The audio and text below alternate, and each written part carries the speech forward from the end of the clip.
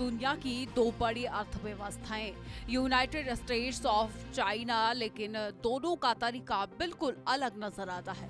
America लंबे समय से टैरिफ बढ़ाकर दूसरे देशों पर आर्थिक दबाव बनाता रहा है। इसका मकसद घरेलू उद्योग को बचाना और व्यापार घाटा कम करना होता है। वहीं चीन ने एक अलग रास्ता चुना है। वह व्यापार को आसान बनाकर अपने नेटवर्क को विस्तार दे रहा है। कम शुल्क और आसान पहुंच के जरिए नए बाजार तैयार किए जा रहे हैं। इससे साफ है दोनों देशों की नीति में स्पष्ट अंतर है। अमेरिका टैरिफ बढ़ाकर बनाता दबाव, चीन व्यापार खोलकर रिश्ते करता मजबूत।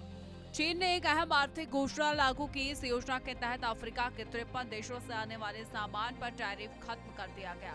ये छूट साल 2028 तक जारी रहने वाली है। इसका मतलब करीब 2 साल तक इन देशों को व्यापार में सीधा फायदा मिलेगा।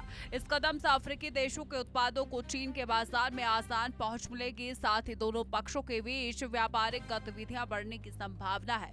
ये फैसला वैश्विक व्यापार में चीन की भूमिका को और मजबूत कर सकता है। चीन का बड़ा फैसला, 53 देशों में टैरिफ खत्म, साल 2028 तक जारी रहेगी छूट। इस निर्णय को सिर्फ व्यापार तक सीमित नहीं देखा जा सकता है। इसके पीछे एक व्यापक रणनीति भी नजर आती है। चीन लंबे समय से अफ्रीका में निवेश और इंफ्रास्ट्रक्चर प्रोजेक्ट्स पर काम कर रहा है।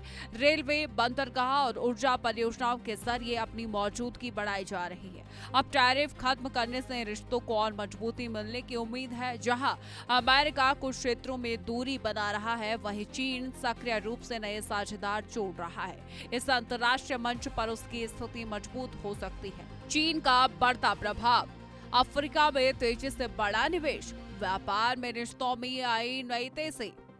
विशेषज्ञों के मुताबिक चीन लंबे समय से वैश्विक नेतृत्व की तैयारी कर रहा है। उसका लक्ष्य आर्थिक और रणनीतिक दोनों मोर्चों पर आगे बढ़ना है। दूसरी तरफ अमेरिका अब भी दुनिया की सबसे बड़ी अर्थव्यवस्था बना हुआ है, लेकिन चीन की तेज रफ्तार प्रतिस्पर्धा को और कड़ा बना रही है। दोनों देशों के बीच टेक्नोलॉजी, व्यापार और प्रभाव की होड़ जारी है।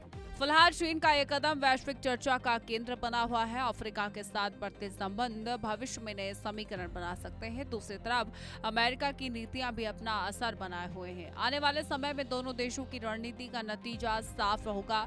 दुनिया अब देख रही है कौन सा मॉडल ज्यादा असरदार साबित होगा।